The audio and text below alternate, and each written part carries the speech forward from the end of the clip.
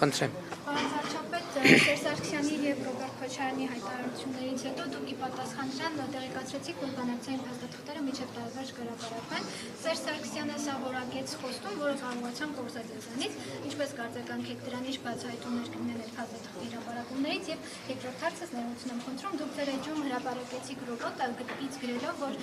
մեր զինվորների նոր բարեկամն է։ Համացածում տարբեր տեղեկություններ կան, որ սա պատվիրված ինչ որ անորոշ է, օրինակ թեմից այդ քննադատություններին ինչպես է կարծեկանքում։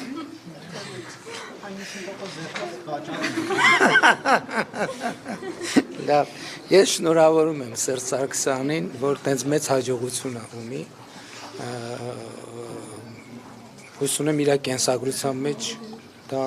կնշի, որ մենք կորզեցինք խոստում։ Ես քանի ամիս է խոսում եմ դրա մասին։ Եվ եթե մի քիչ մտածեք եւ մտածեն, կիմանան ինչ փոխվեց եւ ինչի եմ հիմա եւ ինչի եմ ասում միջև տարվա վերջ։ Ինչն է պատճառը, որ ասում եմ միջև տարվա վերջ, բայց հրապարակման պահին գուցե կմեկնաբանեմ։ Չէ, ես ուզում եմ ասեմ, որ ասել եմ, որ փաթեթը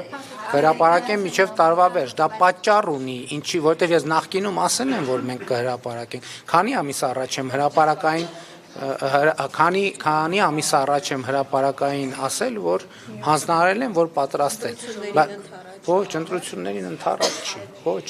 լավ, հիմա ասեմ, որովհետև հասկանում եք, ես նախկինում ասել եմ, որ այդ փաթեթի տերը մենակ մենք չենք։ Ենթադրվում է, որ տարվա վերջ միջև դե յուրե ԵՀԿ Մինսկի խումբը կլուծարվի եւ այդտեղ այդ բարոյական եւ քաղաքական արգելքը կվերանա, այսինքն այդ սուբյեկտը չի լինի եւ մենք ազատ կլինենք այդ թղթերը հրապարակել։ Իսկ Սերժ Սարգսյանի, այո, Սերժ Սարգսյանի նամակը հիմա ես հանձնարարել եմ գաղտնազերծման գործընթացը տեղի ունենում, չէ, ինչի ծովված։ Այլ երկրի ղեկավարի ուղղված։ Ես այդ նամակի մասին Ես այդ նամակի մի րոպե ներողություն եմ խնդրում, ժողովուրդ ջան, ինչ կլինի, ես գնամ դուք հարցազրույցան հետ։ Դե հերթու կարգ պետք է լինի, չէ։ Հիմա չեմ կարող ասել, կհրապարակեմ, կտեսնեք։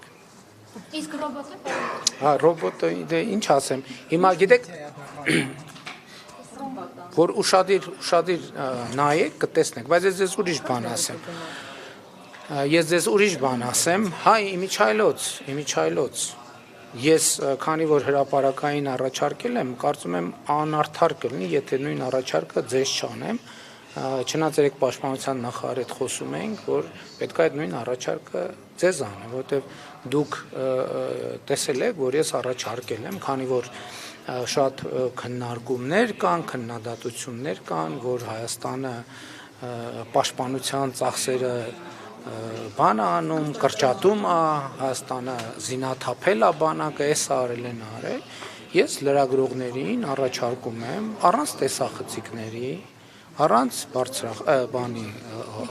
հա, նույնիսկ առանց գրիչներ, եթե պայմանավորում ենք, որ ինֆորմացիան կոնֆիդենցիալ է, առանց հեռախոսների եւ եթե որևէ մեկը ստանձնի ցուցակ ձևավորի են լրագրողների, ովքեր պատրաստ են նաեւ հետագայում որևէ կոնֆիդենցիալության կանոնները պահել, ես ձեզ պատրաստ եմ տանել եւ մոտիկից ծանոթացնել եւ շների հետ, եւ կատուների հետ, եւ մնացած բոլոր հնարավոր միջոցների հետ, եւ դուք այդ հարցի պատասխանը անձամբ կտեսնեք։ Այդ բոլոր քննադատությունները հիմք ունեն, թե հիմք չունեն։ Ես իմիջայլոց երբ որ նախկին 3 ղեկավարներին գրավոր այդ առաջարկը արել էի, վերջում մի նախադասություն էի գրել, այդ նախադասության տակ բովանդակություն կա։ Ինչ վերաբերում է ձեր հարցին կոնկրետ, գիտեք, հիմա օրինակ վաճառքում կան խանութում երևի, բայց վաճառքում կան նայում ես Կալաշնիկովի ավտոմատը։ Բայց ինքը որսորդական զենք է, այսինքն ինքը ակոսափող զենք չի, որսորդական զենք է ազատ վաճառքում գտնվող։ Երբ որ հիմա մենք դա դնենք,